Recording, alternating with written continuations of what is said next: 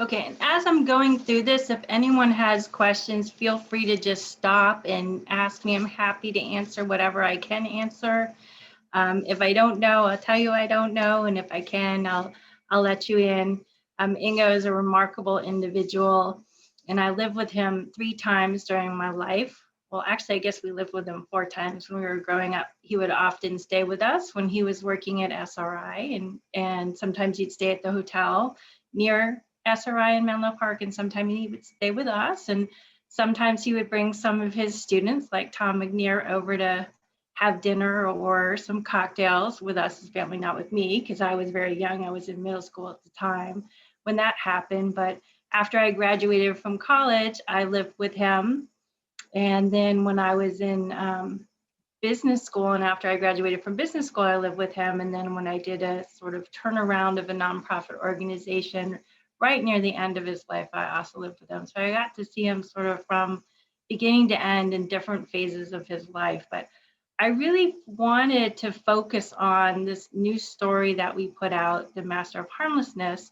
However, I did want to sort of kind of give some background on Ingo and me and share some stories with you as well. So this is one of my more favorite photographs. We use it a lot in social media, and the reason I enjoy it so much is if you look at the hairs on his arms, you can see that they're all sort of like standing at attention, and I think that just speaks volumes about Ingo's sort of electric personality and his magnetism, and it's just remarkable to see it in photographic form. So to the world, Ingo was the father of remote viewing, sort of a visionary, consciousness researcher, parapsychology's most tested guinea pig. And so I thought it would be kind of fun to also say, well, you know, he talks a lot about being a Virgo, and in his real story of remote viewing, he talks about the Virgo party where he first meets Bob Monroe and Cleve Baxter. And so he sort of felt very united with Virgos and was very proud to be a Virgo. But he was also something in the Chinese zodiac, and I kind of wondered if anybody knew what he was, because it seemed very appropriate to his personality. And that is, he was a rooster. And rooster people are extravagant. They love anything that draws attention to them. They are unafraid to be different. They're progressive thinkers and they're doers. And I thought, wow, there couldn't be a better sign for Ingo. So he certainly picked the most optimal sign for who he was. And his gifts to the world, right? Forward thinking and solid self-confidence, which is exactly what he had. So I just want to kind of share that kind of insight because it reflects on who he was and kind of the face that he put forward, but also the kind of person that he was.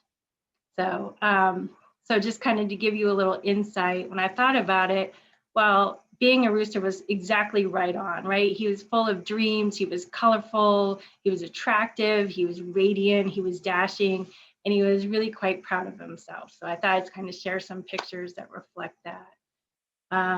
The rooster is the strutting peacock of the Chinese zodiac. He's a deep thinker. He's very talented, but he was also a little eccentric. And if you can see here, this is when he had his mohawk and his big chains, and he's quite a big personality. He was very happy when he was surrounded by others. He loved parties. He was incredibly social. He was often entertaining people at his home at 357 Bowery. And this is actually, I think, his 56th birthday party. We actually did a surprise birthday party for him. And he, although he hated it, he loved it. And then they expect others to listen to themselves, because if not, they become very agitated if others don't listen. They love starting controversies and express themselves very well in writing and speech, which of course, Ingo excelled at both. They probe deeply with their inquisitive, busy minds. They're very observant, they're accurate, and they're precise, which if you worked with Ingo, you knew that was a very strong trait. And you can perhaps say they have a sixth sense. So I was, again, what a better sign I couldn't even imagine for Ingo. So what would it be like to get an audience with Mr. Swann? And I saw this happen quite often. And so I thought it would be fun to kind of share what that experience would be like. And so I chose a quote from Angela Smith, and she says that she goes to the Bowery, and there she is in and amongst his incredible art, surrounded by this vast collection of books, you know, and understanding that when we made the donation to the University of West Georgia, there are over 3,500 books just alone. And some of them are either one copy or one of two copies in the world. So he was just an ardent collector of knowledge. And you'll see that in a moment. And so she says, yes, he could be like a curmudgeon. He didn't like the media. He was burned out on research. He was often in a bad mood, but he still welcomed me anyway. And I think that's what you would experience if you came down and you visited and you talked to him and you wanted to ask him questions. And in some ways, he often didn't like the moniker father of remote viewing, but he wasn't displeased with it either. And, you know, he really felt like he was just in the right place at the right time with remote viewing. He says that it's something he adapted from 100 years before to women who were kind of engaged in, I guess, traveling clairvoyance. And he really just adapted what they were doing and really grew out of there. And Angela says, no, really, he was the right person at the right time in the right place. So I wanted to talk just a moment about 357 Bowery. That was his home on the Lower East Side. When he first came to New York in the late 50s after getting out of the Army, he lived in Greenwich Village, which was west of this location, but really wanted to be kind of in the nitty-gritty, and the Bowery at that time certainly was. In the early 70s, he moved into this building, 357. It was a very highly commercial area.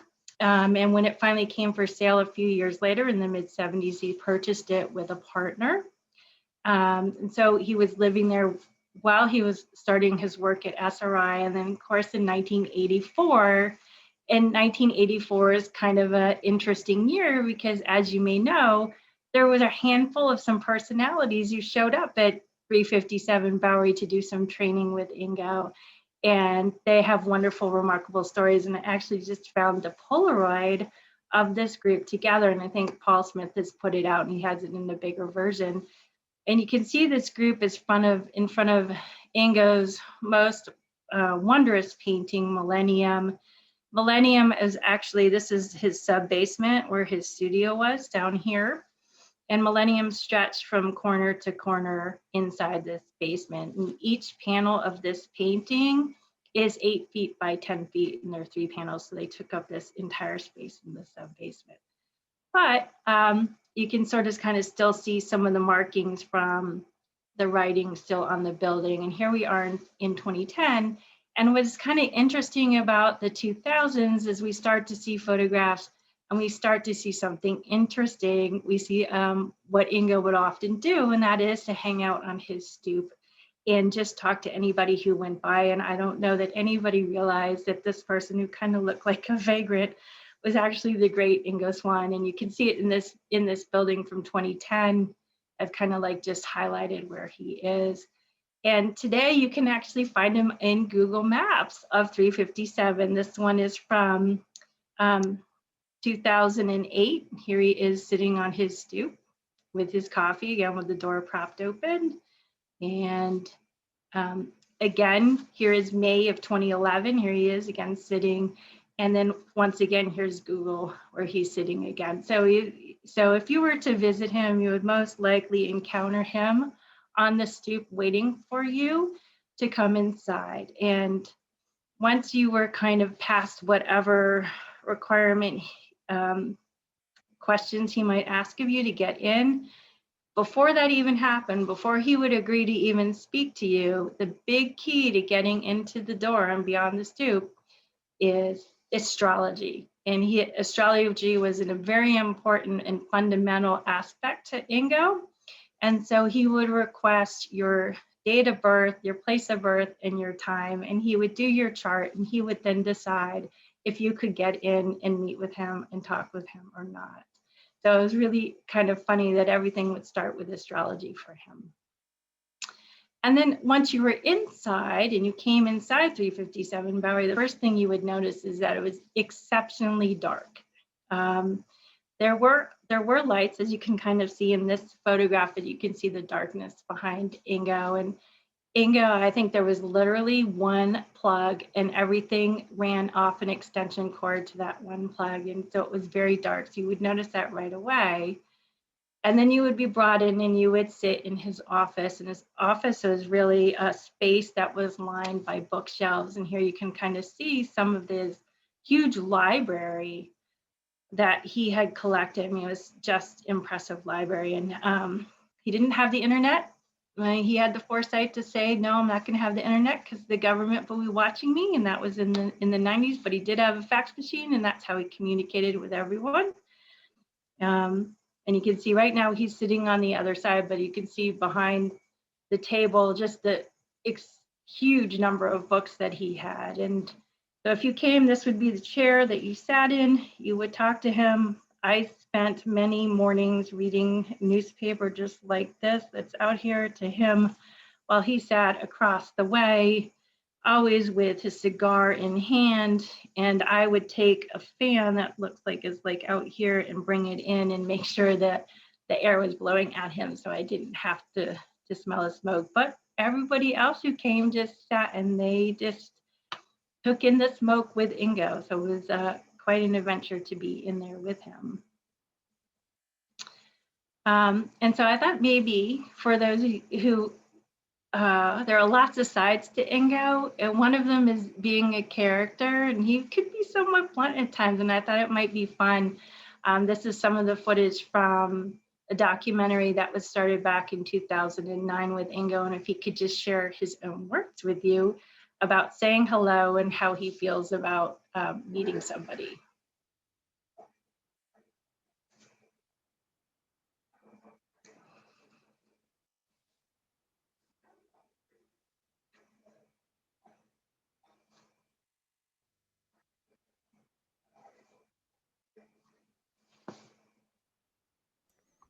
Elly, there's no audio. You need to Oh, you share can't hear your. them? You have to share your audio. There's an Okay. option at the top of the screen. Okay. View options. So I think it's, and then there's more, and then there's share audio. Let's do that. It's a If Zoom that doesn't option. work, you can stop sharing, and when you share again, there's a little Yes. tick box below. Let's do that. Okay, I will. Okay.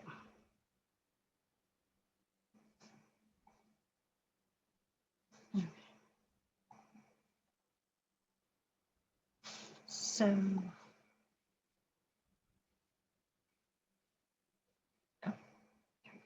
okay.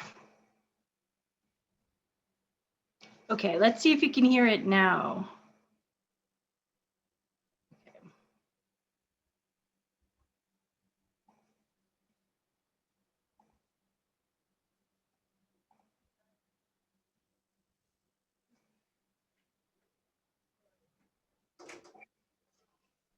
On the phone? Okay. Tell me if you can hear it now. Go ahead. Talk to me and say, hi, Ingo. How are you? I'd like to talk to you about. It's good. How are you? Good. Tell us about the ladies. Just sort of start into that. What? Just, I want you to just say something. Say, hi, I'm Ingo Swann, and, just anything. Hi, I'm Ingo Swann. I'm here under protest. Okay. So that's what he would like to do. And you can see just around and behind him in this picture is his computer, actually astrology books, all behind his head. So I think those were very important to him. And they were very close to him. And if you did speak with Ingo and you engaged in a conversation with him, this is from Extraplanetary Experiences, Alien and Human Contact and the Expansion of Consciousness by Thomas James Streecher. And I'll just read a part of it for everyone in a moment. But I encourage you to look at this book because there's a much longer conversation he has with Ingo. And the author says he's talking about the Jupiter experiment, and he and Ingo are talking about it. And he's saying that the Jupiter experiment is part of this expansion of consciousness. And And Ingo's saying it's not very important. And the author's saying, but it's important to others. And Ingo says, well, let them find it then. Let them change their own consciousness. I'm going to die here within some expectable time, and I'm not going to worry about the practical problems of the human species. I'm past that. And Streeter says, well, there's a reason you're sharing this with me. And Ingo says, probably because you're here. And Streeter says, but you invited me here also. And Ingo says, but you asked if you could come.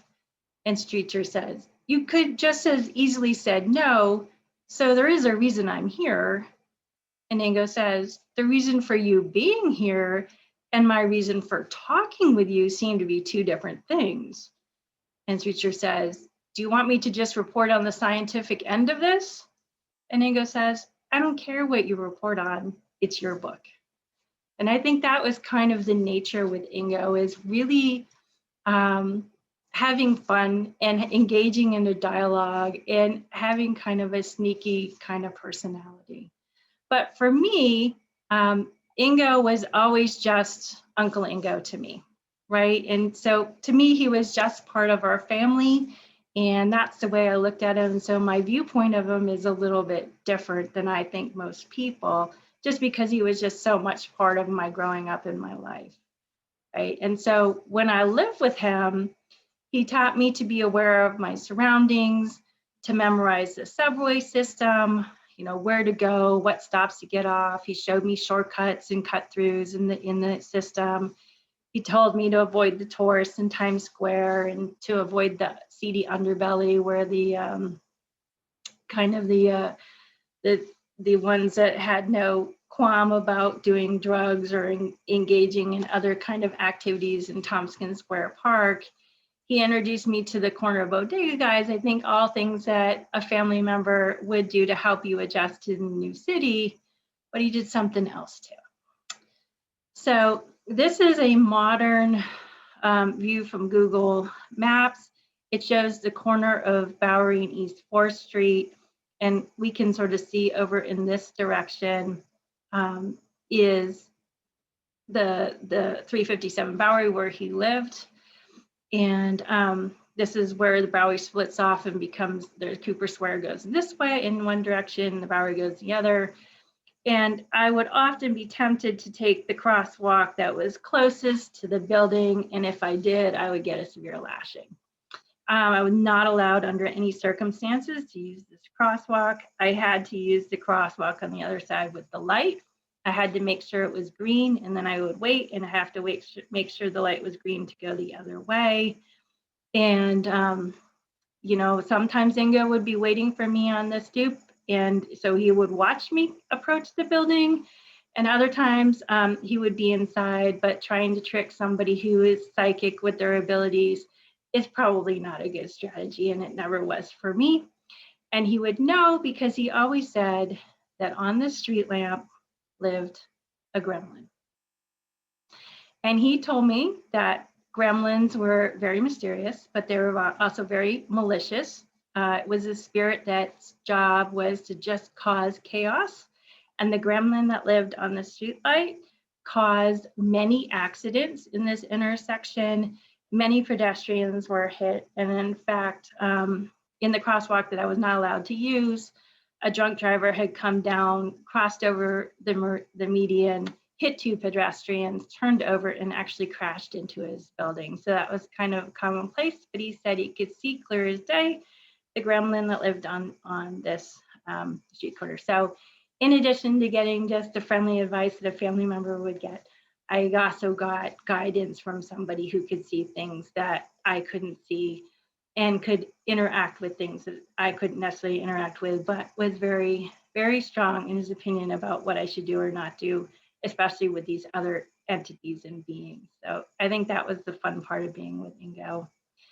Another fun part was who would come and visit us at 357. In this case, this is Alex Image, and this is Alex Image's birthday party. And they're a huge gathering of individuals, and this was a thing that happened frequently at 357 Bowery. Ingo was loved to entertain. He loved to socialize, and he loved to get people drunk. So you can see this party. But Alex was a great character with us. My uncle and I spend a lot of time with Alex. If you don't know Alex, he edited this book called The Incredible Tales of the Paranormal, and you can see one of Ingo's paintings on the cover. The foreword is by Colin Wilson, who is another frequent guest at 357 Bowery. But Alex was a great believer in the tales of all things of the paranormal, so poltergeists, levitations, phantoms, and other phenomena. And every time that he would find something of interest, he would always ask Ingo, and if I was around with me, to go and sort of investigate and see what his newest find was. And I remember one time we went up to the Bronx, and there was a young man, and he was in sort of like a toga or white sheet kind of wrappings, and he had from the far east kind of I want to say makeup, but colorings on his face. And his thing was levitating. And Alex was so excited to find this young man and to find a young man that could levitate. And he was sort of behind a wall. We couldn't really see it was sort of about knee height, the wall. And at some point, this young man began to go up into the air. And Ingo just started to laugh and giggle. And he just said, "Can't you see the fishing wire?" And so poor Alex, he just really wanted to believe it was possible and this young man was able to levitate, but oftentimes he got taken advantage of too. And so I think Ingo was there for sort of a reality check, but sometimes he found things that were quite extraordinary. And so we always relished our time with Alex. And if you haven't read the book, it's a interesting read. So what did I learn about the paranormal from Uncle Ingo? Well, I learned that there are no ghosts, which I thought was considerably funny coming from the Gremlin spokesman of the year. But then he taught me that really that ghosts are really just energy trails, like a film stuck on a loop or on repeat. But he did say there are entities in other realities and other dimensions, and we can all cross space and time to reach them, and they us. And from personally watching my uncle have to deal with an entity from another reality, I learned that applying copious amounts of sage and salt, that those things don't work from those beings, trying to get rid of those beings. It just doesn't work. He would tell me there are energy vortexes and energy channels all over the earth, and we can see them if we open our eyes. That the fakes and the scam artists make it very hard for the truth to break through. And that fear prevents us from seeing a way through, and we must want to lift the veil. And your own aura photograph is a must-have. That's what I learned from him. So most importantly, I think what he wanted us all to do was to figure out that we all have these extraordinary abilities, and we can find them if we just illuminate them or if we just remember them. And this is a painting that hung in the basement at 357. This is called Gnosis, and it's what he explained to me is Gnosis is impregnating a brain rock. So Gnosis being knowledge to him, and then impregnating this brain rock. And a really interesting, I haven't really quite figured out all the symbols. Ingo is a big user of symbolism. In this painting, even though it has an astrology chart, the zodiac is not in the right order and it's at differing degrees. And I think there's a message in there, but I'm not quite sure what the message is. And then, of course, it looks like the pyramids in Giza, but it could also be pyramids on Mars, as we know that he remote viewed Mars, at least on 2 occasions that we know of. So what I thought might be fun is kind of to hear from Ingo about conveying the magnificence. So in this clip, he's talking about going to Jupiter and what it was like to be in space. And I think it kind of shows that, that he sees that there's beauty out in space, but also kind of speaking to like, if we unhinged ourselves from that holds us back and what the potential is, especially with remote viewing. It took you, what, 8 minutes to get to Jupiter in Yes, your sir. mind? Yes, sir. And what did you see along the way? Oh, well, what I essentially saw in the 2-second trip, space is colored. It's beautiful. It's not black. It's not empty either. There's stuff in space. It's not a vacuum. It's colored. It's gorgeous. And I found it the same thing. The most predominant color in space, according to me, in both instances, is sort of a light brown color, which I didn't really expect. But,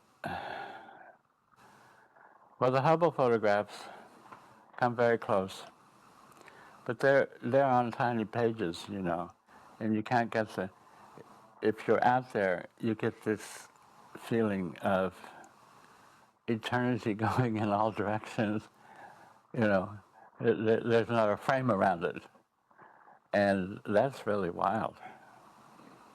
Yeah, everything we see has a frame around it, including my paintings, you know, so it's locked into this thing here.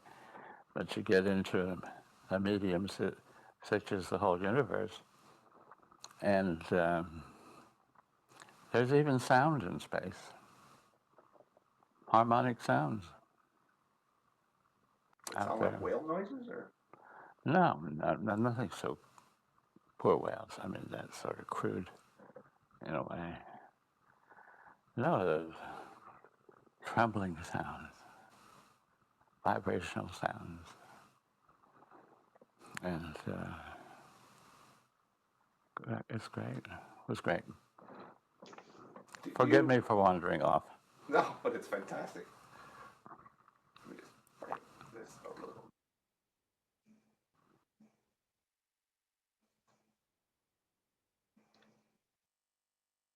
So when I think about that and kind of reaching that stage where Ingo was, I think before he even got to that point, right, he really looked into how he could clear his obstructions to perceptions. And I love this photograph of 3 of his paintings from the Great Mystery Show at the American Visioning Art Museum. 2 are on loan. The first and middle one being the Edgar Cayce aura chart, which Ingo depicted all of taking Cayce's writings and painting his past lives. The painting on the left being one of his highway paintings from the 1970s, and the painting on the right being the last painting Ingo would paint, and that is Cosmic Intelligence. And really kind of, for me, reflecting of his journey to where he was throughout his life. And so the aura chart kind of being where he was studying everything and learning everything and absorbing everything, to when he got into the 70s, where he was kind of putting that together and pushing the boundaries, right? The highways being the roads we travel on Earth, and then the roads we can travel with our minds or our abilities, right? Unobstructed and forever, as he said, into the infinite. And then the cosmic knowledge, kind of the sharing of this vast intelligence that we are all, if we open our eyes, have the ability to see and experience. And so I thought it was kind of a great journey photograph of to show his painting styles, but also the journey he took for his knowledge. And before starting on that path, right, before any of us can do any of that, Ingo talks about the pursuit of self-knowledge, about finding happiness and making an effort towards positive change. And this is one of the many unfinished paintings that Ingo undertook, and I think it would have been an extraordinary painting had he finished it. But really the kind of heart center being love and this angelic figure toward what he was talking about, and talking about actually in the Master of Harmlessness, which was a group of papers, this kind of manuscript that for some reason when I came across it, I didn't send it to the University of West Georgia. I thought it was maybe an early draft of Purple Fables. I didn't really understand. And it wasn't until I did a radio show with Dr. Bob Hieronymus, and as part of that, they had kind of gathered together Ingo's previous interviews with Purple Fables, and the clip that they shared with me, he talks about this manuscript, The Master of Harmlessness, or really The Tale of the Master of Harmlessness. And instantly I knew exactly why I felt like I had to hold this back. I knew I had to put it out. And its message is so pure and so beautiful and so essential to, I think, what Ingo is talking to us about. And I came across this wonderful quote that kind of sums it up. He says, "In a very great sense, I have been free. And for the most part, I have been happy. And I find myself grateful to such a kind fortune. But by now I see that I should try to return something to life for its many graces and kindnesses to me. I don't really know how to do that, of course, but I don't completely know what life wants. Perhaps if I write my thoughts and thinking life will then perhaps know that I am grateful for it." And I thought, wow, this is just a marvelous story.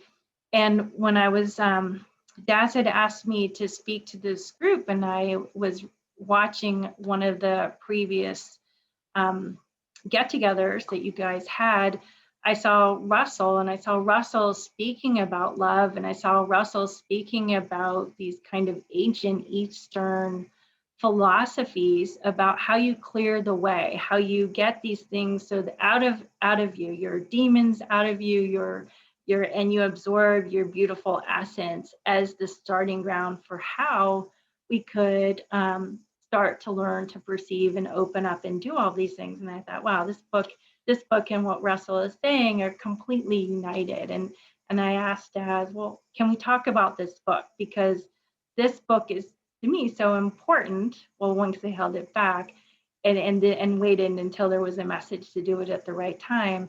But because I think it can touch so many people. And interestingly, Dr. Bob sent me an email. They asked for copies of books that we're doing, and I had sent him this because obviously they inspired it. And he gets a lot of things, and they're super busy. So he kind of put it aside, and he said one night he was laying in bed and he was reading something else, and he said clearly, just out of the blue, like he heard Ingo's voice say, "Hello, Bob." And Bob said he's like heard things internally, but he's never heard such an external voice. And he knew right away, like he put his hand down and he found this book, and he said he just read it cover to cover right after that. And he said, this book needs to be shared with the world. This book is phenomenal. And I was like, well, okay, well, that's sort of confirmation about wanting to talk to you guys this evening about this book, and hoping that you've read it and their messages, and wanting to kind of share that and talk about it, because I think there's the essence of illumination and knowledge that Ingo would later go on to write in the wisdom category is something very important, and learning how to ask questions of ourselves, learning to question ourselves and look inside ourselves. And so that's really why I'm here, and I'm interested to hear what everybody has to say.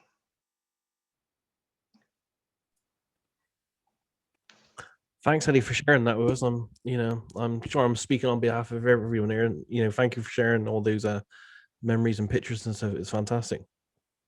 Oh, you're very welcome. Thank you for allowing me to share Ingo with everyone. I mean, he is such a character, and if I can provide any insight, and as I said, answer any questions, I'm happy to. Okay, guys, so this is open to you guys now. If you want to ask any questions or share anything about the book that you read or anything. Hi, Elly. This is Hello. Pablo. So, 3 things happened to me after I read the book. That's published. We were going to have this session. I got the book as soon as possible. Thankfully, even the courier got fast, so I really enjoy it. But 3 main things happened. First of all, I really felt it different to the Purple Fables. It had a different sense.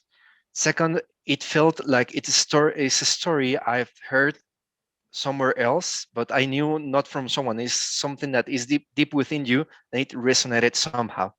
And third, it come to my mind. Ingo mentions in the book that he felt someone was dictating it to him, right? Mm-hmm. Are you or is anyone aware if he did any research on that, or is just left as a mystery for us to figure out when we pass on? Well, I think like everything with Ingo, it's a mystery for us to all learn and absorb. I mean, I know I was with him when Purple Fate, when he said he woke up 4 days in a row and Purple Fables was dictated to him. And this was he writes in the manuscript, these are these same coming from somewhere that he felt compelled to have to do it. And it's not unlike his painting The Light Bringer. So he felt that an entity got in touch with him and the entity asked him or dictated to him to paint the Light Bringer, and the Light Bringer is a portrait of that entity. So I think with Ingo, he just accepted these things as normal and just went with it. Thank you very much for sharing. Even the little one is enjoying the talk right now.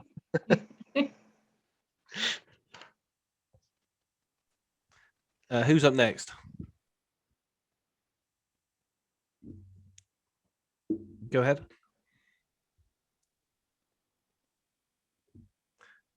You're on mute still. We can't hear you.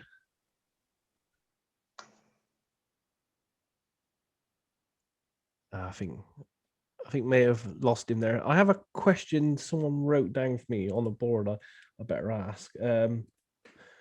The question was, it's not related to this book, but someone asked, are there any plans to publish a book of Ingo's art? Because they're desperate to see them in good quality print. And I'm sure many of us here would be as well. Yeah, you have to remember that Ingo started a lot of things and he didn't finish a lot of things. And that was true for his writing and it was true for his art. So his finished art, there are very few pieces of actually, finished things. And those things are with museums, right? So Ingo never wanted to sell his work. He didn't want it reproduced. He didn't want it to be in sort of a lithograph form. He wanted the world to share it, right? So at one point, the Millennium paintings he actually put up in the building that was the Trans Am building above Grand Central Station, and people would come and actually meditate in front of it. So here you have this very busy thoroughfare of people walking through, and people would just sit there and meditate in front of it. And he felt that his art should be shared in that capacity, which is why we donated the pieces to the museums that we donated to them. And really with that went the copyrights as well. So it's really within the purview of the museums at this point to do something with the art. He himself in the 70s donated 3 pieces to the Smithsonian, the Air and Space Museum. Initially, they were on display at the Air and Space Museum in DC, and then now they're in their archives. And then, of course, his probably biggest catalog of art is his erotic art. He really enjoyed those pieces. He made over 100 different erotic collages. And those are at the Leslie Lohman Museum of Gay and Lesbian Art, as well as probably 13 different paintings that are very appropriately placed with the museum, as well as the one archives at USC. And then the Edgar Casey painting is at the ARE in Virginia Beach. And so each of those places hold the copyrights, as I said. So I would just encourage you to visit, right? And encourage the museums to do something with that. But I will offer that in the 70s, he and a group of maybe 2 or 3 other artists got together and they made a calendar of their art. And you can, I think every once in a while, one comes for sale, maybe you can find it on eBay, that they never sold very well. And Ingo got really frustrated and he took all of his copies and he put them out on the street in New York. And as he was, what he liked to do is get up really early, 4 or 5 in the morning, and walk around. And, he would speak to people who were out on the street. And he he found some enterprising young man had actually ripped out and cut out the pictures, the pictures of the paintings from the calendar, put them in frames, and was selling them like hotcakes. He couldn't sell the calendar to save his life, but somebody else was able to do that. So he just never really had success with that, never really wanted it, and we kind of adhere to his wishes in that regard. Yeah. Thanks for that. Yeah. Okay, guys. Tamara, do you have a question? Well, I wanted to say I absolutely loved the book. I hope everybody here that hasn't read it reads it. It's phenomenal. You know, when I was a little girl, I couldn't understand eating any animals, and I'm old now, and I still don't get that whole concept of. So I just loved it. It resonated with me a lot. I do have a question that just came to mind a second ago. This Christmas, at the corner, I put a free book exchange for the kids where they catch their school bus. And when I read that book, I thought this would be so great to put some there. If I don't know who's publishing what, but if there's any shop-worn copies that I could buy, please hook me up with how I might do that and just keep replacing them, because I would just love if everybody reads that book.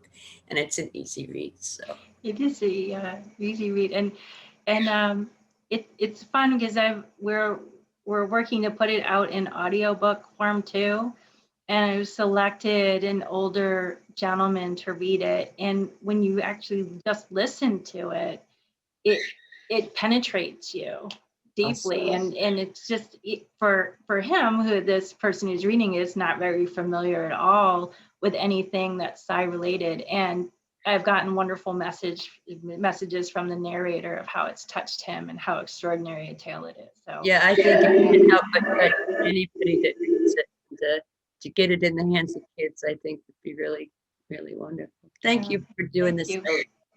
Oh, you're very welcome. You know, Ingo, there's a lot of sides to Ingo, and hopefully I could share that kind of curmudgeon but funny but extraordinary side of Ingo, and his wish for everybody to experience for themselves, right? That he can't answer the questions, he can't do the work. He's really saying we should do all of that. Hi, this is Tom. I particularly like the book, and I think it's apropos that it was published posthumously. I feel like this is Ingo reaching back from beyond to tell us a story. He tried to share remote viewing and his psychicness with the world. And instead of trying to do it in scientific terms and psychology terms, he told us a little tale. And I think it did a beautiful job of conveying to us what he's always tried to say to us. And I have to read it to make sure I get it right. But I feel there's one sentence from Purple Fables that ties this whole story together. And Elly, you know it well. He says, I can't stay. There are places to go and things to see, but your own mind's eyes can see their own tales if you let them. And they can see more than tales if you let them also. So I feel like that encapsulates what the master of harmlessness said. Thank you, Elly. Oh, you're very welcome. And you know that my son read those very lines at Ingo's memorial service.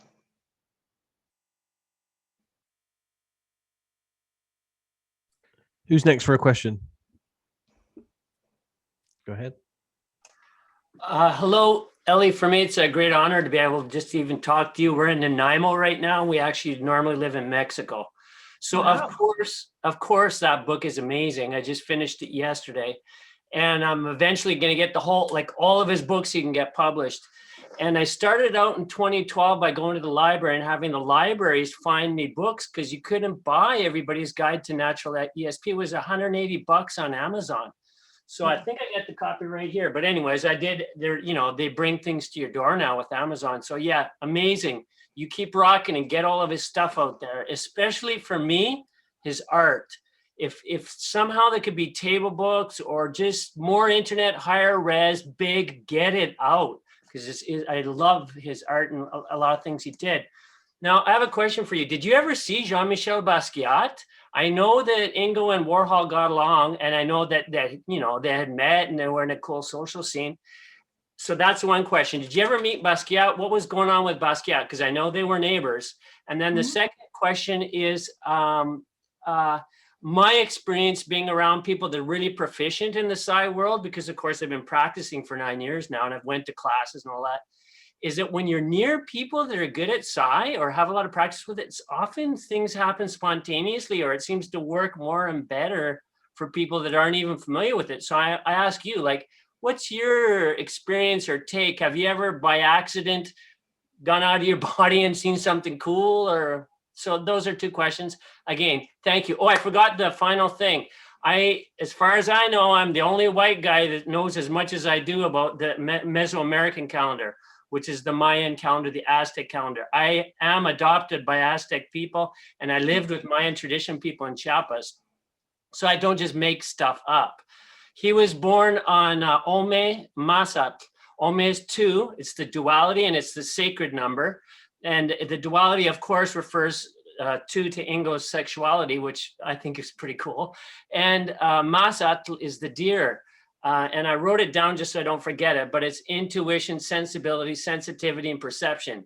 So for me, that kind of confirms that, wow, for me, it means Ingo kind of came on a mish. It's like they almost picked the date to put him here or something. And he's just like all of us. We all have this, but it's, for me, it's like not a coincidence. So again, thank you, and I'll wait for your answers. Oh, you're very welcome. Okay, so the first one is, I don't know, I don't believe so.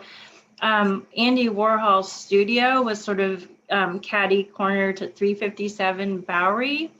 I know they traveled in the same, art circles, and I know that they interacted, but I don't know to the extent that they were really involved with each other. I just know that they could see each other from their windows from each other, and they were often at same parties together. And of course, Ingo loved disco. He made my sister and I take disco lessons. So, well, he loved to be on the party scene. He did not do drugs.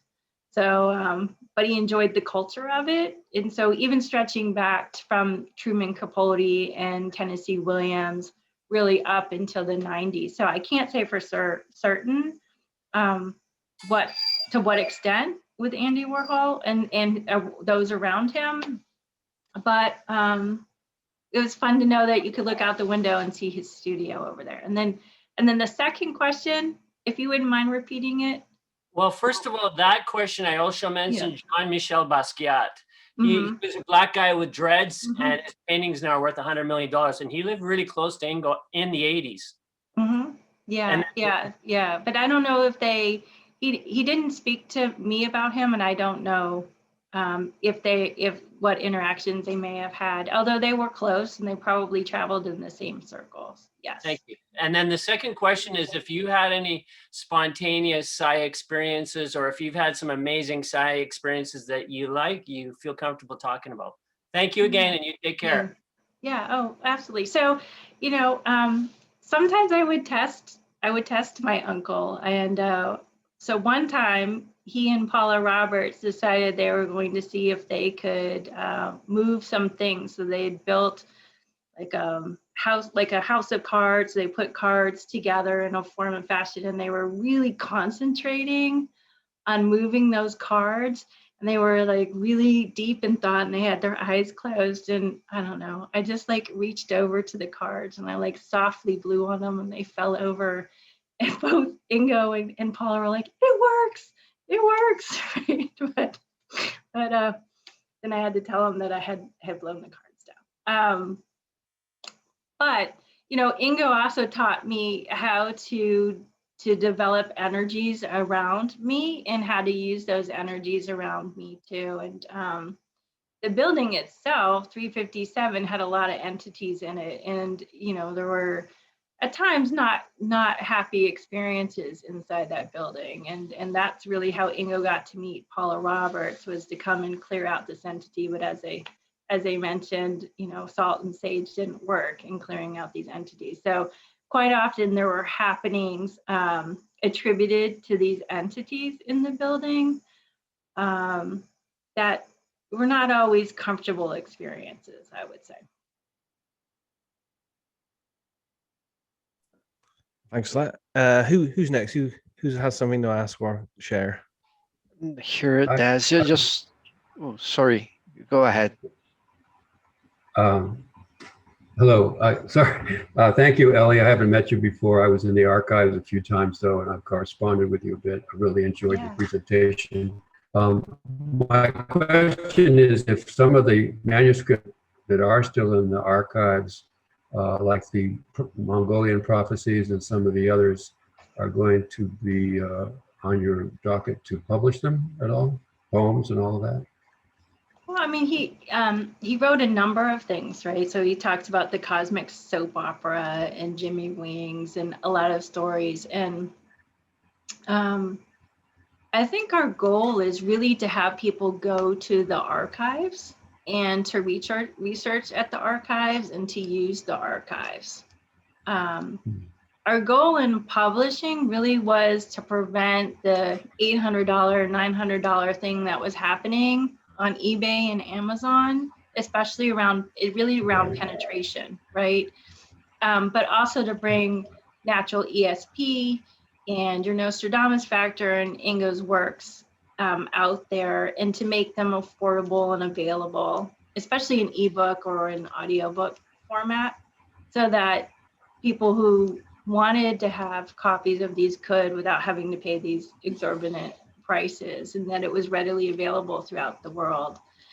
But my mom also started the Ingo Swann Fellowship at the University of West Georgia to really encourage people to go and research and use the vast collection there across the board. And so there is that kind of weighing of, well, if we keep publishing, then people won't go, and we want people to go and use the archives and use the library.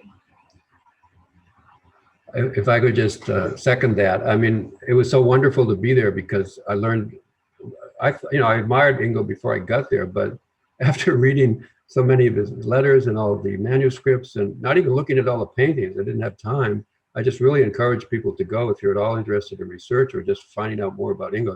I don't think there have been that many people in the archives. Maybe I'm wrong, but it seems like there's only been a few, and I sure hope more people take the opportunity to go there. I've been twice, and it was really worth it.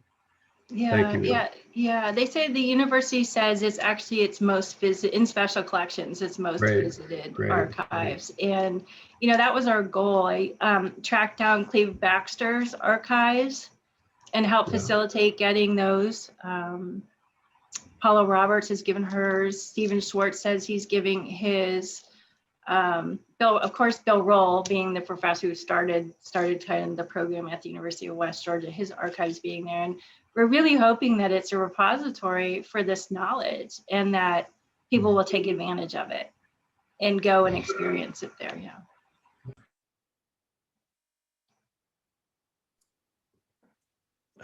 Pablo, you have your hand up for a question or comment? Yeah. Thank you very much. Ellie, something just came to my mind. I had been pondering over, and that will be familiar with this when I asked about that funny picture in the website, in Ingo's website.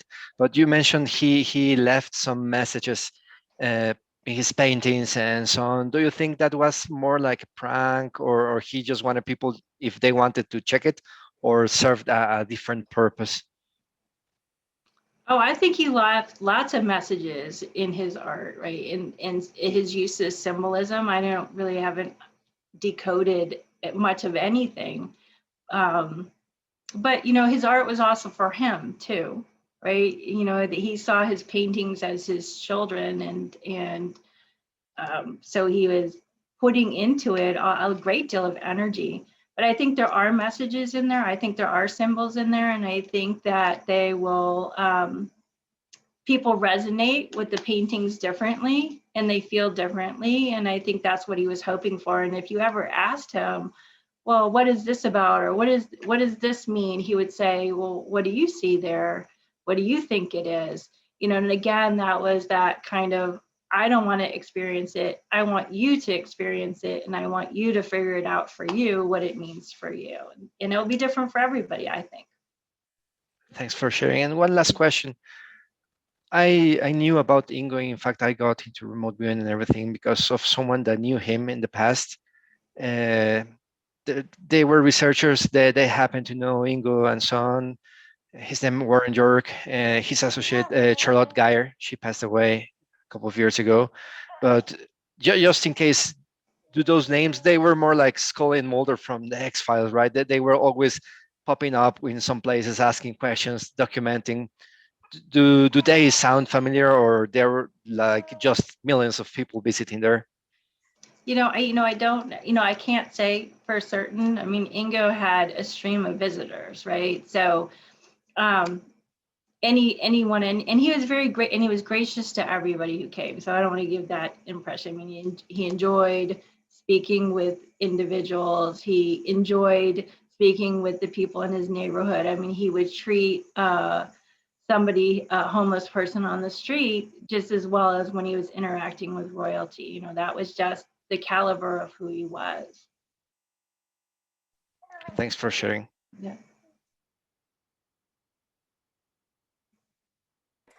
Who's next, guys? Anyone have any comment on the book or a question to ask? Go ahead, Carl. Yeah, I've got. Hi, Ellie. Hi. What I was really interested in, if Ingo had ever taught you what he knew about astrology, because you said he always checked. I know he checked everybody's charts before he'd actually meet them. Did he teach you to do the same thing? And then my second question is, do you have your picture of your aura picture? Oh, I do have my aura picture, but I don't know where it is. I was just curious. Yeah, so my aura picture, I'm going to take that one back, is like all of the colors. And Ingo said that was because I was able to manifest things, right? So where I had to use the aura photograph, like that's how he would see the world, right? So he saw energies and lights around individuals.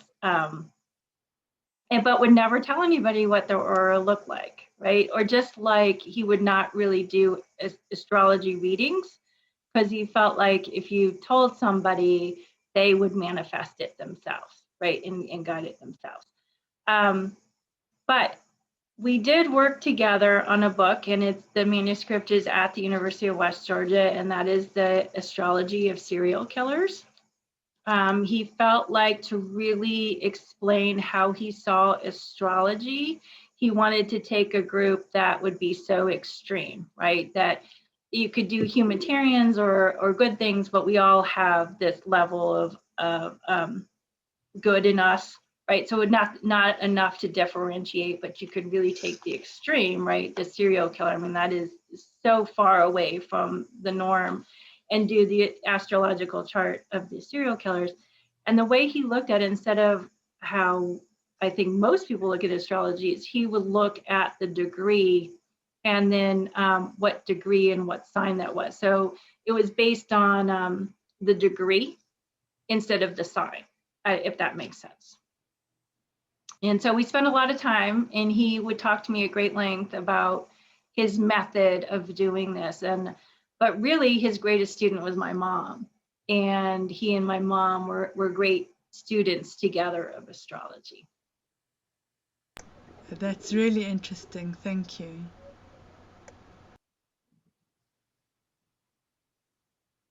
Who's next, guys? Anyone else? Ellie, I have a question for you. Can you hear me? Yes. Yeah, go ahead. Okay. The comment about the vibrations in the universe and the sound of the universe, I could barely hear what he was saying about that. However, I've had those experiences. And did he ever equate them to the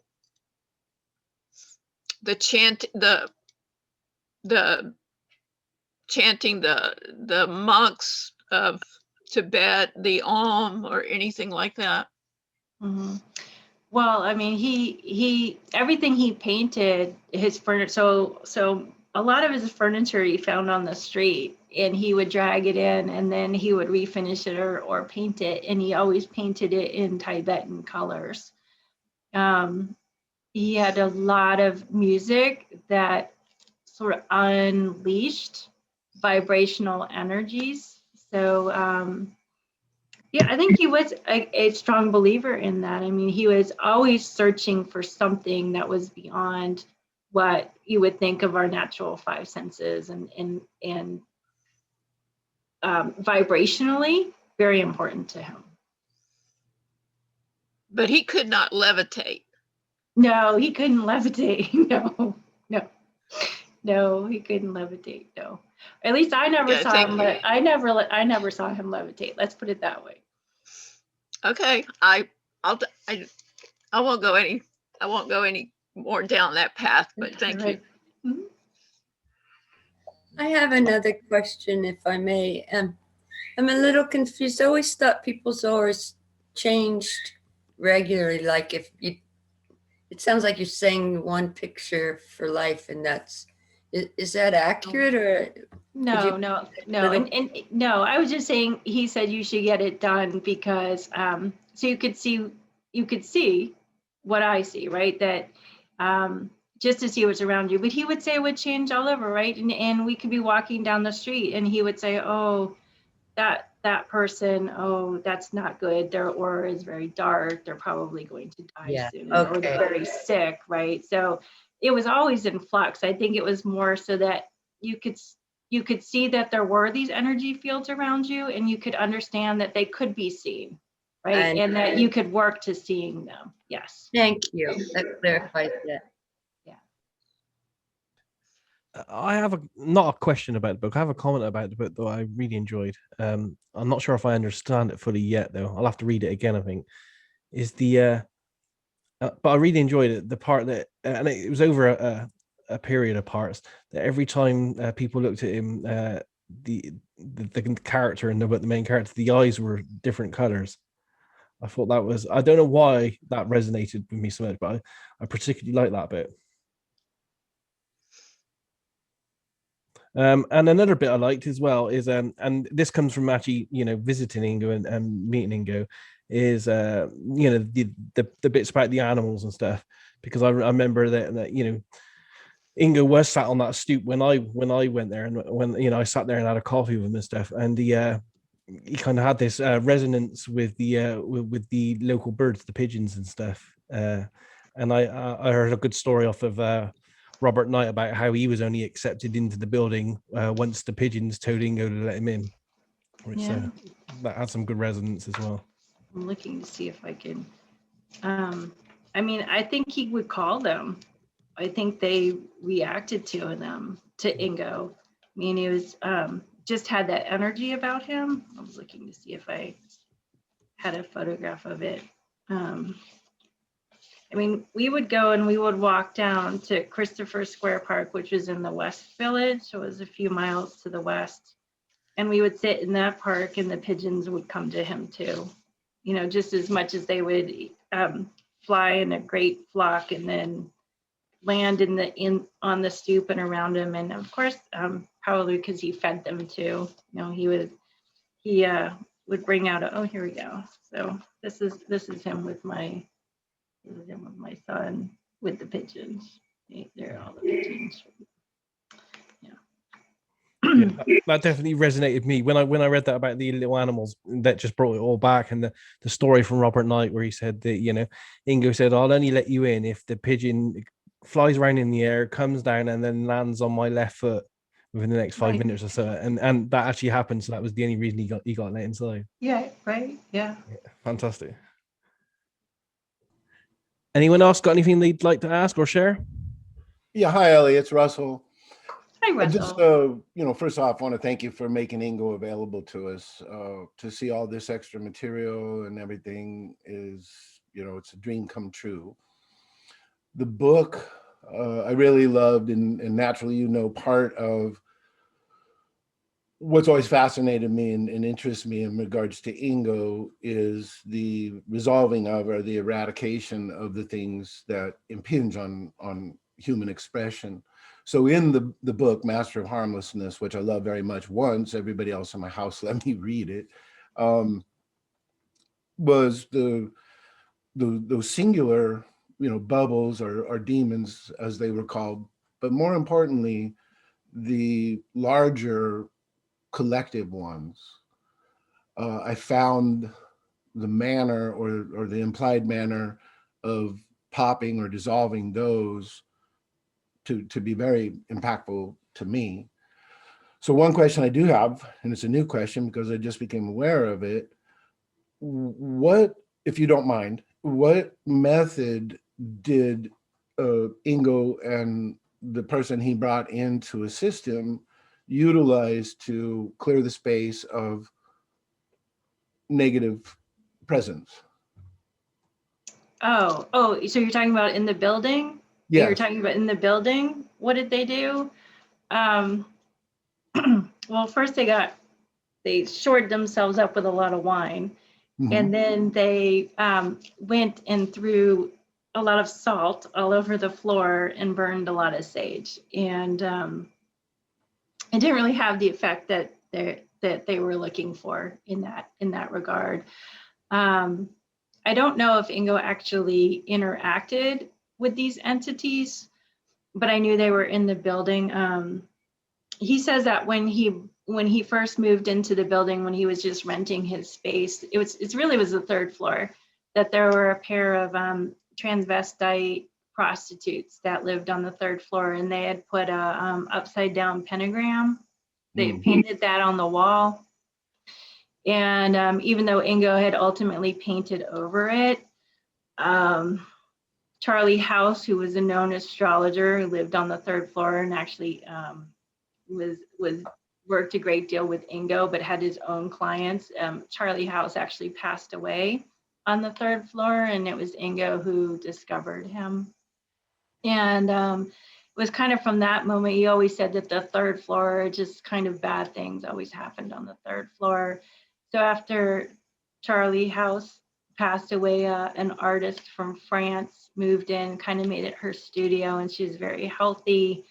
Probably within 2 or 3 years, she developed cancer and she passed away. People who moved in after, they really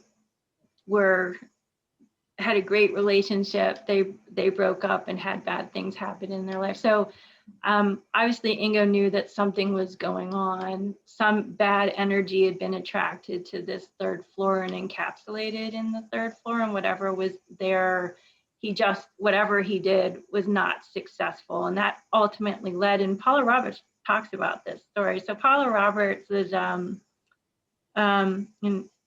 in this, I guess, a British psychic. She had a column in the New York Post, but she had also been on Unsolved Mysteries. And so Ingo called his network, and they connected her up. They connected the two of them up, and she immediately hit on right away in that exact area where that upside down pentagram could be. And I know that she worked really hard and tried to direct a lot of positive energy, and it just never worked. With that being what I guess we would call a pre-existing situation, did Ingo ever talk about, or did he ever feel that by the work he was trying to accomplish, bringing people aware of their psychic selves, specifically in like resurrecting the mysterious, where he talks about some kind of gloomy things, but by getting psychically activated, you can overcome and maintain. Did he ever at any point indicate or feel that any of the presences or attacks around him were personal, or as a result of his effort to bring a positive revelation to people? I don't think that I didn't get this. He was very happy. He was happy in the building. He surrounded himself with a lot of different religious iconology. So in his bedroom, he actually had pictures of Jesus and angels and Mary is very important to him. But he had just as many statues from Eastern religions as well, and then some Russian Eastern Orthodox things. So I think I never got the sense that he felt personally attacked, right? Okay. I didn't get that sense, and I think he was really strong in who he was and his grounding of who he was. Yeah, in part, I guess I was deferring without saying to the prospect in penetration, where he may have been followed or responded to for penetrating that situation. Yeah, I would just say that he probably had a lot of CIA handlers keeping track of him. Mm-hmm. Okay. Or right. other lettered agencies keeping track of him. I mean, you know, he Sure. would say, this is CIA, this person's MI6, this is Mossad, right? He knew who they were. And he handled them accordingly. I mean, they were frequent visitors as well. And I think always around him, probably for a great part of his life. And he just adapted to them. You know. All right, final question. Is it okay, some of the there was some really new and interesting stuff in your slide presentation. Is that okay, like if you took a screenshot and shared that, or would you prefer, and Daz maybe wants to answer too, that it just remain included in the video only? Yeah, I think screenshots are fine. I mean, you know, there's the great image of Ingo, and you know, Ingo was a person too, right? He was a family member, he was a friend, he was a collaborator, but he was just as much of an explorer, right? And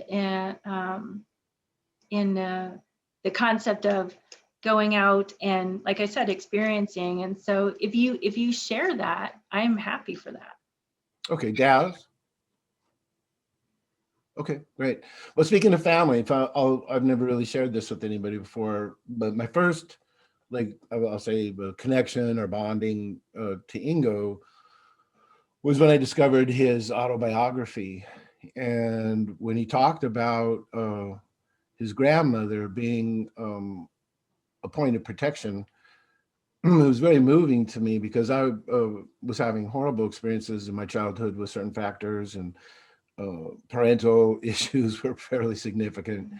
And it was my grandmother, literally, that kept me sane, kept me sustained, probably kept me out of prison ultimately. But she, you know, never faltered.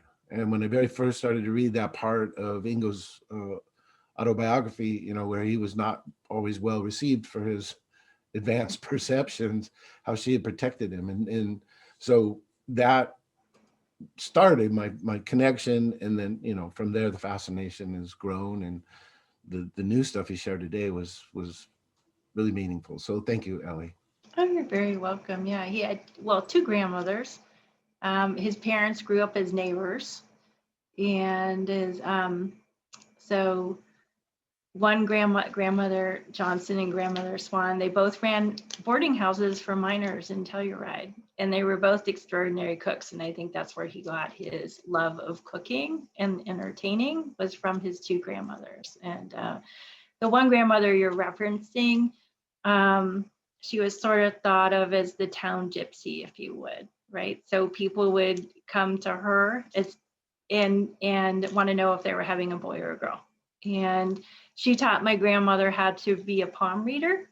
So there was a lot actually going on in that home. And then his other grandmother, that was the Swedish side, the Swann side of the family. And her husband, Andrew, passed away very young, where they were young in their marriage. And she always felt like he was still around her in the house. And she married another Andrew, and he passed away too. So she would talk about having these presences around her in her house. So it wasn't like it wasn't on one side or the other. He just had a stronger connection to his grandmother on his maternal side.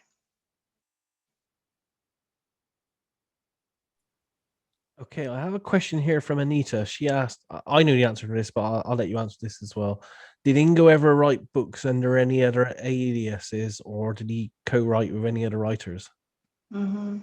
Sure. I mean, he wrote his erotic stories in the 70s under different pen names. Yes. Did he write with others? I don't know. Anyone else out there have any questions or any comments about the book? Go ahead. I have a question about his interactions with Robert Monroe, because I know they met each other. I believe they did. Mm-hmm. Yeah, I mean, I don't know much about it, but I know that Ingo says, right, in the real story of remote viewing, that they met at Zelda's Virgo party, and that he would often go visit Bob at his farm and enjoyed that. So I think they were strong.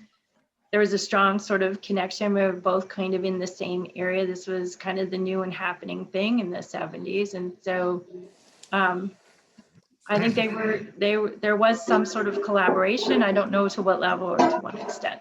So. Thank you. I have a question.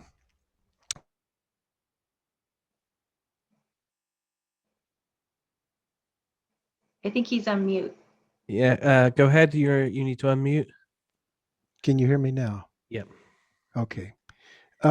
Question about the history. I've read something about the history of remote viewing and, of course, his involvement. But I'm just wondering, were you aware that he was involved in testing, that there was some early testing, I think, in the late 60s in New York City, and then there was this going back and forth to the West Coast? Was it secret? He couldn't say anything about it? Was he open about it? Did you even know about it? I don't know anything about that.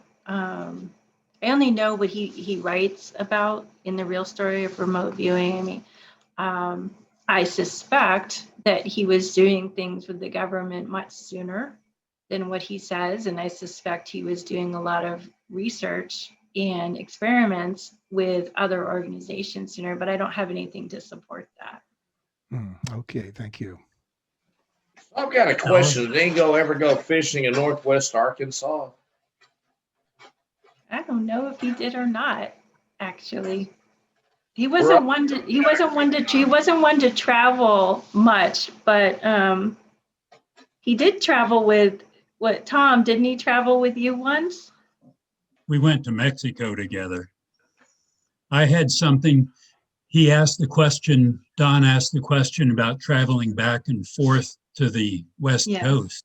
Yeah. I remember the one time that you told me, I don't know if you remember telling me the story, Ingo and Rob Cowart and I came over to your house for dinner, and Ingo had told you that we could read your minds, and you and your sister were closing your minds down the whole meal so that we couldn't figure out what it was you were thinking.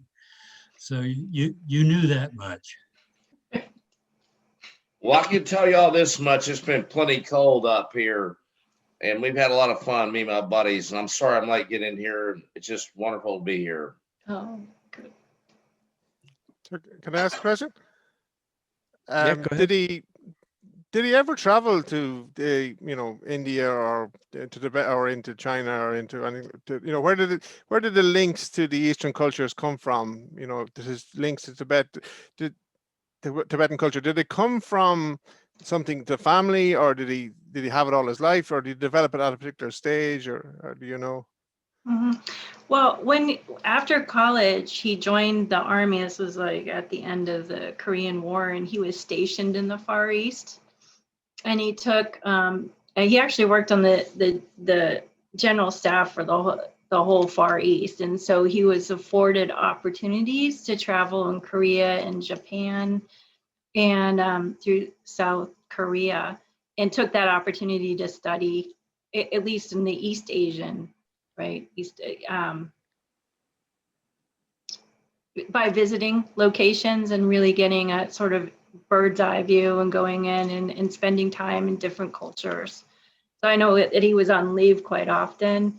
and would travel. But I don't know that he ever traveled further west to Tibet or whatnot. And just know he was very enamored by Eastern philosophy. And when he came back from the Far East and he came to New York, he immediately started studying, especially the early occultists. And I think they drew a lot of their knowledge on Eastern mysticism. He didn't have any particular master that he gravitated to or from that side of the world. No, I think, just Ingo studied everything. Anything and everything he studied. Thank you.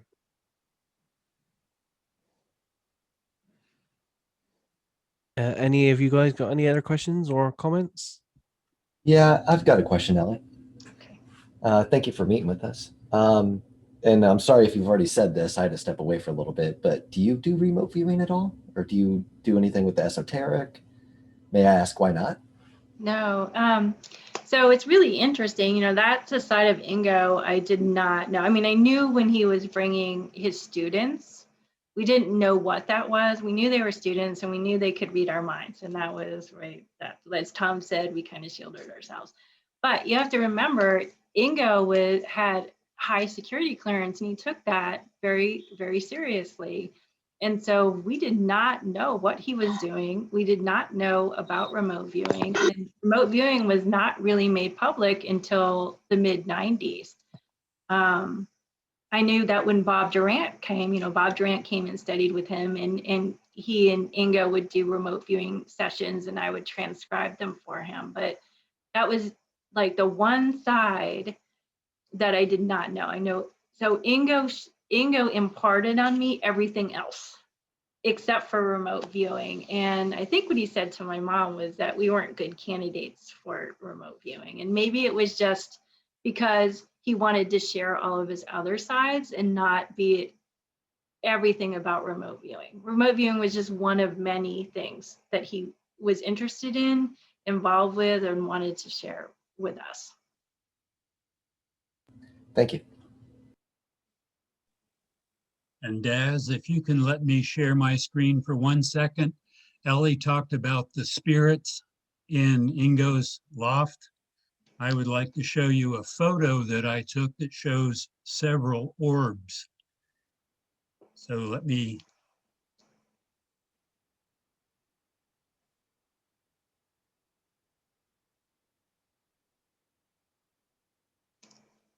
If you guys can see that, that's Robert Knight and several others.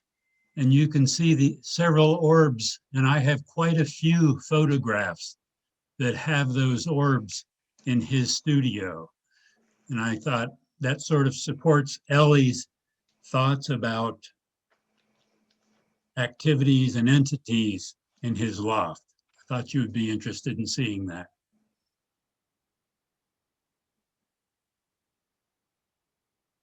Yeah, That's all I had. Yeah. I mean, I think I think you always felt there were things there and that things around Ingo. I don't think Ingo was frightened of them. Did you get that sense, Tom?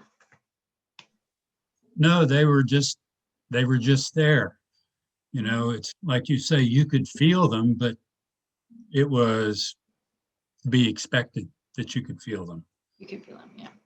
Yeah.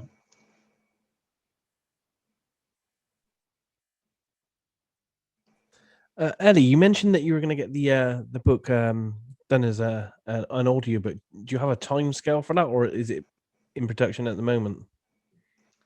I think it's going to be out very soon. Right? I did the last proofreading of it, so I think it'll be out very soon. I don't have a time. I don't have a timetable, but I think it'll be very soon. Okay, and I hope so, because it's a fun narration. It's a fun voice to listen to, I should say. Excellent. If you could let us know when that's out, that would be fantastic. Yeah. We'll let everyone on the local, remote viewing boards know about that. Yeah. Thank you. Any other questions from anyone here? Well, I'd say the sad thing, I've got Dez out had it tonight. Brenda just posted a question in the chat box. I think is for Ellie. Okay. Okay, Brenda posted, where did Ingo think we go after this life?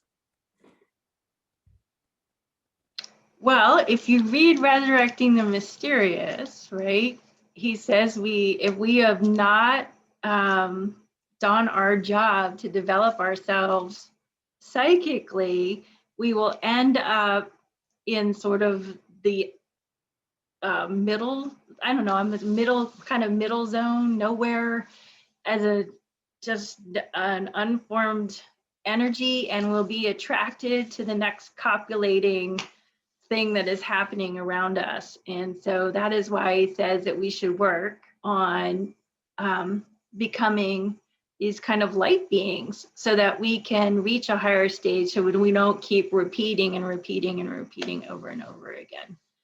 I mean, that's what he says in Resurrecting the Mysterious. If others have read it and have an interpretation, please share too.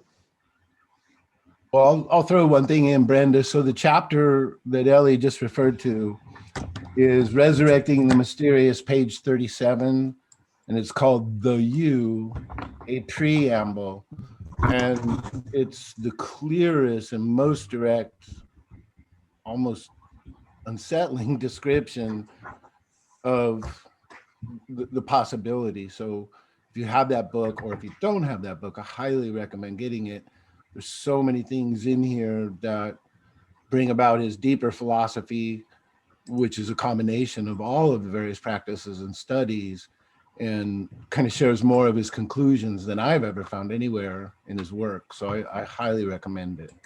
Yeah. So Russell, do you have a moment you could probably read maybe just a paragraph from that chapter? All right. Okay. Do you want me to shine the scary flashlight under my chin? Okay, the first thing to bear in mind is that when you die, others are also dying at that exact moment, perhaps even millions. People usually think of their death people usually think of their death when they do think of it as a unique, individual, and isolating experience. When you leave the body, you will naturally be deprived of all contacts with its physical perceptual systems, eyes, ears, touch, etc., as well as the body's brain. If you have depended exclusively on the physical perceptual systems and have not activated any of the trans-physical psychic perceptual systems, it is most likely that you will be cast into a state resembling deep, dark, sensationless sleep. You will have no perceptions, not even of yourself. You might not then even be able to leave the physical body, but get buried with it and remain in the grave for a long time until, through some chance, your natural psychic systems activate and you wake up. So I'll leave it there. But it does become more hopeful as the chapter progresses, because he talks about various aspects of this awakening. And at a certain point, you do actually get conscious volition, but only if you've prepared yourself. And that's one of the things that's always fascinated me, and really why I take the position on Ingo that I take. His work wasn't, to get us to fill out a form in the correct way, or do this or do that or do the other thing. I believe deeply, from what I've seen in the archives, letters that he exchanged with various people, he had no other intent, or I should say this, his deepest intent, in my opinion, was to help humanity, was to see us liberate ourselves. And that passion, I believe, drove him through so many things, including probably some heartbreak, when things were, in my opinion, kind of taken away or from him or squashed by agencies and forces. He refers to a force called the Equalizer in Resurrecting the Mysterious, where whatever it is, it's basically kind of trying to keep us as human beings down, if you will. And his dream, I truly believe his dream, and in so many words, he said it in letters exchanged in the archive, he just wanted people to see. He probably, when he was trying to get perceptual expansion certified, so to speak, through SRI and that program, it was all for the benefit of others. It was so that we, each of us, had a chance to wake up. I think the best compilation of that is in Resurrecting the Mysterious. Yeah, if I could ask a question relating to reincarnation.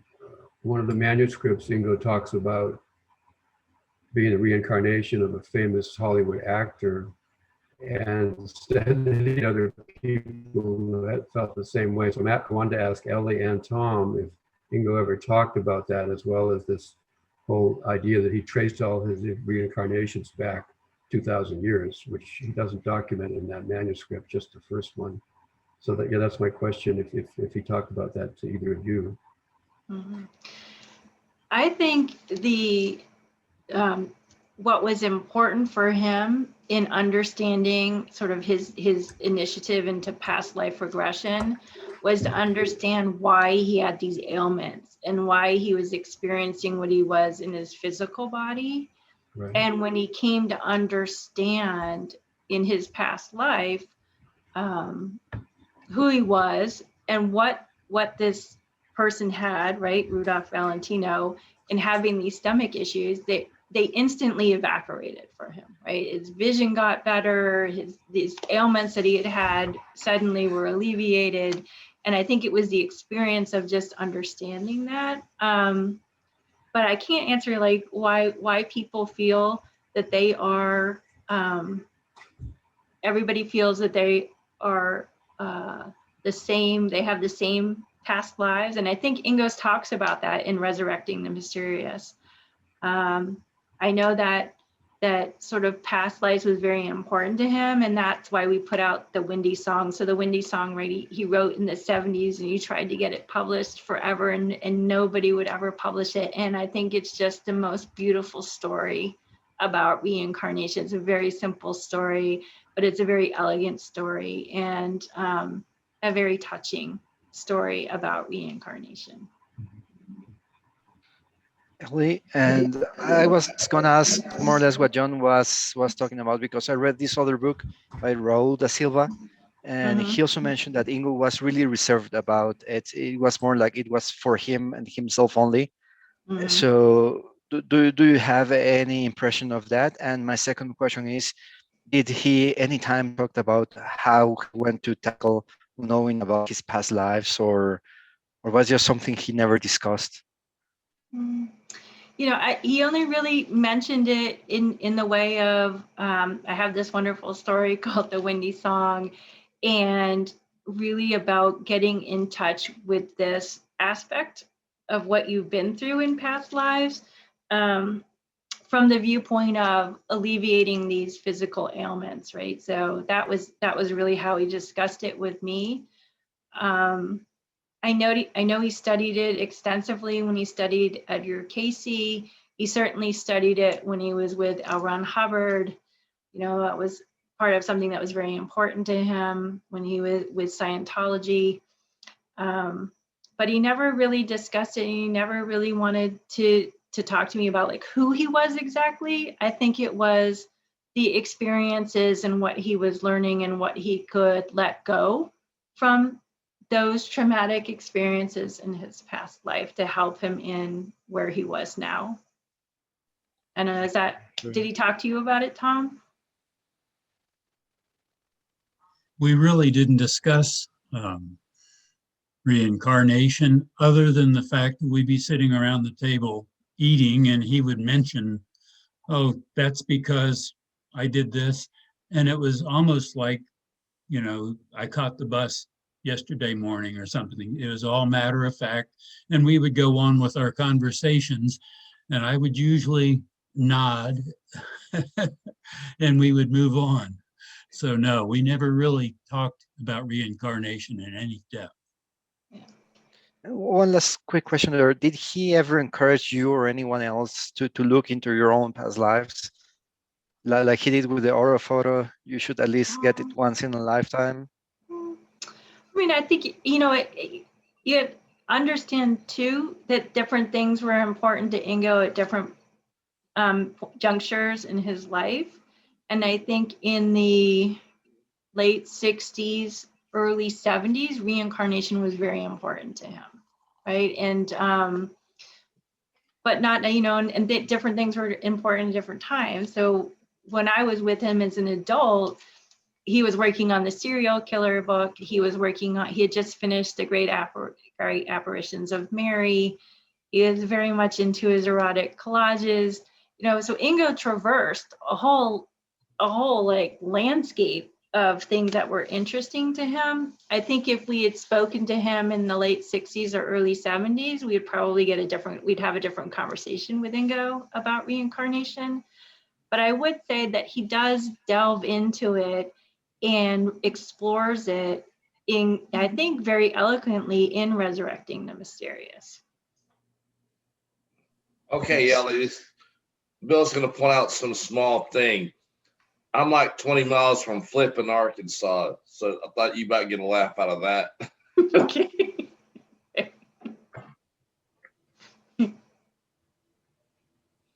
Any other questions or comments, guys? I had one more question. Ellie, regarding Ingo Swann's ideals about the afterlife and everything, have you heard of the fourth way? Or I don't know how to pronounce his name, but Gurdjieff, I think it is. Yes. So if you actually, in The Real Story of Remote Viewing, he talks about meeting the great love of his life and that she was a great follower of the fourth way. And I think it did have an impact with him. And again, this would be the late 60s, early 70s.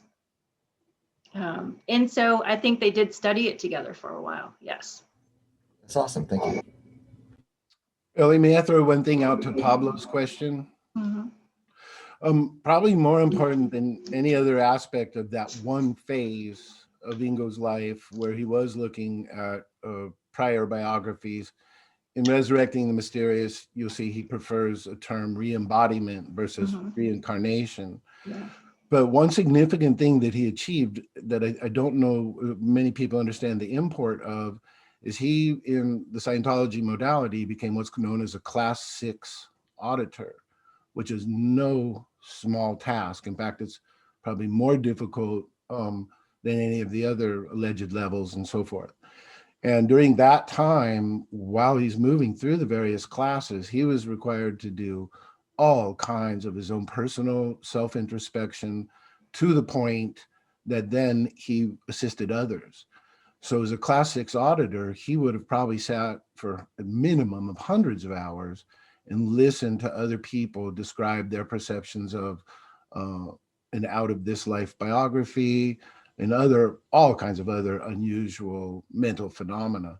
So I presume that some parts of Resurrecting the Mysterious specifically could come from listening to, I can't imagine anything less than 50 or 60 different people perceive and tell their story about previous biographies and a number of other things. So he was, that, like I said, a Class 6 auditor was quite an accomplishment. Russell, I really appreciate that insight. And I really need to get fast through the other couple of books I'm reading right now to Resurrecting the Mysterious. But yeah, thank you very much. Yeah, it's a long. I mean, it is a tomb. I mean, it is a thick read, and it is a journey. The book is really a journey, and I don't know, Tom, did you read it from cover to cover? How long did it take you? I'm about 2/3 of the way finished with it. And the first book, it's actually 2 books in one, and I don't recall the actual names of each, but the first book sort of introduces you to the second one, and the second one gives you the detail. So yeah, I'm about 2/3 of the way through it, and I'm finding it enjoyable. I recommend it. Yeah, I mean, whereas sometimes Ingo's writing can be strenuous, this book, these two pieces that we put together are actually, I think, a different style of writing and very enjoyable. I mean, at least I found it very enjoyable to read. Ingo often writes the way he speaks, Yeah. and this is a good example of that. So some of his sentences are a little long, but that's the way he spoke, and it's like you're having a conversation with him when you're reading this. Yeah. It really is. I'm reading it too. I'm a little behind you, Tom, but it just feels like he's right there, you know, like really great books are like that. You can really feel the author, and it's wonderful. I shouldn't be speaking up so much. That I just feel being around these people, the folks here, just makes me feel better. I don't know. It's just something nice about everybody here. Can't put words to it. I had some working. We've got this major traffic outages.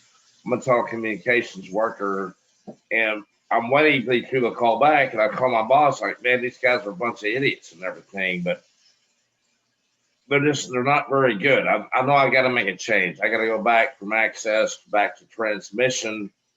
But being around with the people in this group, it's like sublime. When I go and hang out here as a lay person, it makes me feel better every time. Because I just know the people on this group, they just don't get any better. I'm sorry, I should have said all that, but that's how I feel. The people here are good people. Thanks, Bill. I love you guys. Any other questions or comments? Okay, go ahead then. Yeah. Go first, XYZ Rush. Mark, go. I love reading the books, but my life is such that it's really challenging to find time to sit down and do that. And I really love Audible. Are there any plans to try and incorporate some of that? Yeah, so currently out in audiobook form, Penetration. We wanted to put out Penetration, the special edition, but Amazon won't let us because they say it's too close to Penetration. It's that audiobook we inherited from a previous publisher, so we have to let the contract go, wait until that expires, and then we can put out the updated version as well. The Great Apparitions of Mary, Purple Fables, Your Nostradamus Factor, Psychic Literacy, which is another just great work that came out of the University of West Georgia. And Nick Cook, the editor of Resurrecting the Mysterious, his son is an actor, and he's actually going to be, he's in the process of narrating an audiobook for Resurrecting the Mysterious. The Windy Song is on audiobook.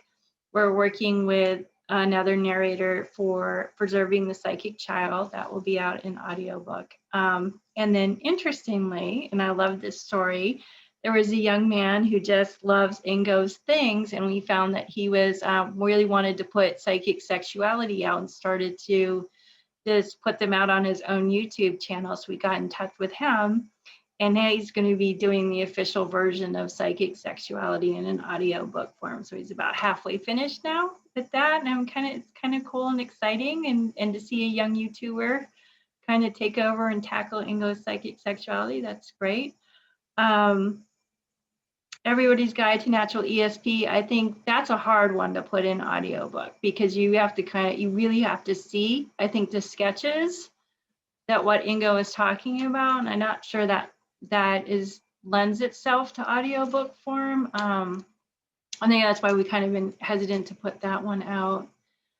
And then I don't really know it, Ingo's reality boxes and the wisdom category and the 2 Secrets of Power books. Those two, I think, have a big graphical interface and might be a challenge in audiobook form as well. So we're trying to get them out there, but the ones that I think that could resonate and people could relate to and use in an audio format, that's our goal. Just to follow up with that a little, you all might know this, but if you buy a book on Kindle, I've been having trouble with my eyes, so it's hard to read. And the Alexa app, it's like a computer voice, but it'll read you anything you buy on Kindle, which helps, to whoever asked that. If you get it in the Kindle version, you can just hear Yeah, I'm familiar. It's not the best interface, and I have to experiment with it a little bit, but it works. It works. If I listen to that and read the book, yeah, it works. We have a question from Sandra. She asked, did one of Ingo's old friends get in touch with him after the death change, or are there any received messages or signs? Well, I spoke about Dr. Bob Hieronymus certainly heard Ingo's voice.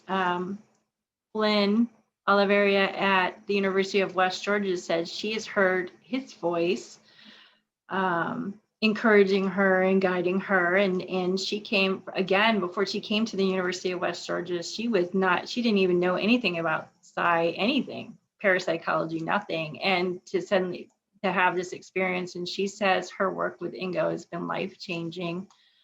Rebecca Hoffberger, the founder and director of the American Visionary Art Museum, often feels Ingo's presence and guidance with the paintings that are there on display in Baltimore, Maryland. I don't know, those are just what's been shared with me in terms of people interacting with some sort of presence they feel is Ingo. Others have said they feel directed in dreams by Ingo. I've gotten those comments. That's actually why we started the Prophecy Project website, which was really the outcrop of your Nostradamus factor. So where Ingo collected premonitions. He put it like an ad in a newsletter and started to collect premonitions. And because people were writing to us through the website, we started the Prophecy Project website, and that's just simply to collect people's premonitions. It's not, we don't use it in any way, we don't gather anything. It's just sort of like a community board for people to share, to see if there are commonalities about premonitions. Ingo, with your Nostradamus factor being that group experiences of premonitions happening. So really, it's we just try to listen and respond and respect what the experiences people have, and they say they have had with Ingo, or an essence of Ingo, or something related to Ingo. Thanks for that. Any last questions, guys? Because we've had Eddie here for a couple of hours now. I don't want to keep her too long. Okay, I'll try and be really quick. Once when Ingo was still alive, again, 2012, when I was reading the real story, around, I can't remember if it was a year before or a year after, can't remember. But anyways, thought came in, and it's not like a thought where you kind of hear your words and you know what they're going to come before they come. Like it just appeared and what? And yeah, I thought, shit, that's Ingo Swann, because the words and the theme and what it was relating to. And that's happened 2 other times I remember pretty clearly. So who knows? I'll find out when I'm dead, I guess. But my questions were, and of course, I lovingly support everything Ingo does. He's my kind of dude. Okay, so my questions were, I kind of heard the rumor, maybe the people that study his archives know this, that there's a movie script for the Star Children. So if that's available, how I could get it. And then second of all, the Star Children was an audio book that you can buy off Amazon. It's not a book, sorry, it's actual music that's written. It's got 6-7 songs on it. It's cool. It's kind of like from its era and its time. But again, I think it was being prepared for a movie. Then the second thing is, again, for the archives or for Elly, the real story, his, remote viewing, the real story that was for free when he was alive on the internet, and it's still for free. And it's just amazing. It comes to the end, and then when it goes into the CIA program, for lack of a better way of saying it quickly, the book kind of stops there and it says part 2 coming, which I interpreted, well, it makes sense. The guy's going into, a top secret program. What do you know? I think Russell's already told me about this, but what do you know about a second part to the real story? And obviously, if you study stuff, there's all kinds of information. but that's it. Yeah, I mean, he takes us on a journey on a number of things and then leaves it hanging. Right? There's a number. Anybody who's been to his archives have probably, I think John knows, you've said, right, there are a number of things that he started that he doesn't finish, and it's sort of frustrating because you're just been baited and you're waiting to hear the great ending, and there is no great ending, and it's true for his art too. If it's there, if he did it, it's in the archives, or he just didn't and left it at that. I did ask him. Yeah. I did ask him about the book, and he said to me he didn't want to continue any further because he might have to say some bad things about some of his friends, and he would never say bad things about any of his friends. Yeah. And that's what Yeah, he said. and yeah. So, and to answer your, so Star Children was going to be the soundtrack to the movie version of Starfire, and at the archives is I believe a sort of a script for what would have been the movie. Yep. Yeah.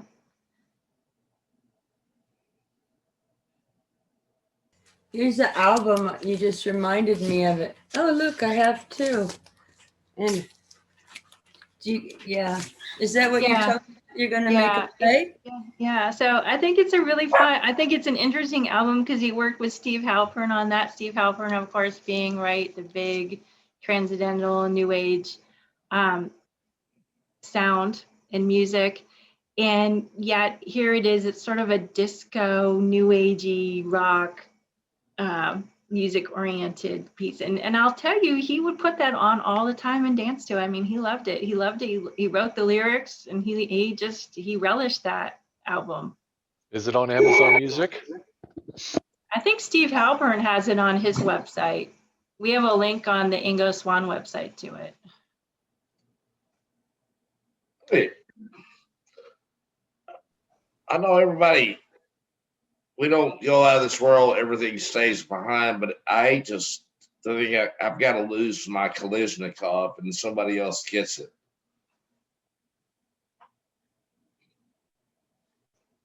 That's what I want to keep.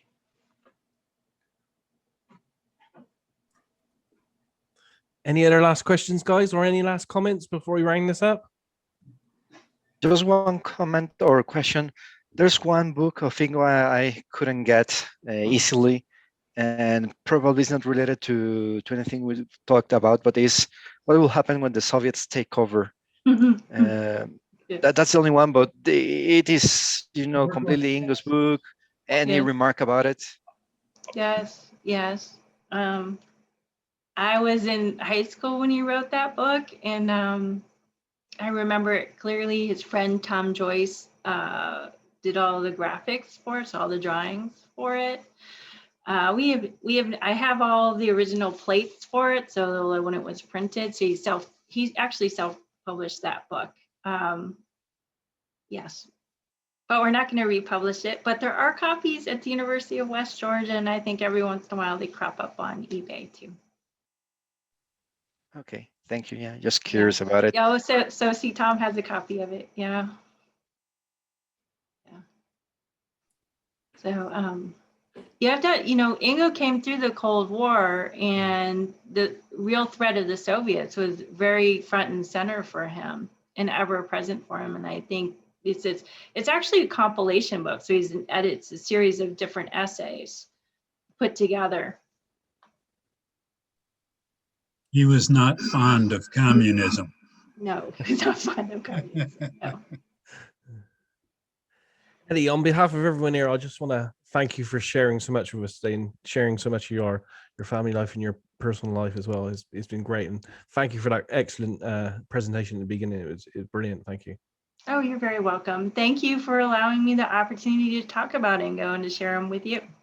Yeah, it's been awesome. It's been an awesome evening. I'm sure everyone here would want to say thank you as well. So. Well, your buddy Bill and Thank you, Elly. Loves you guys. Thank you very much.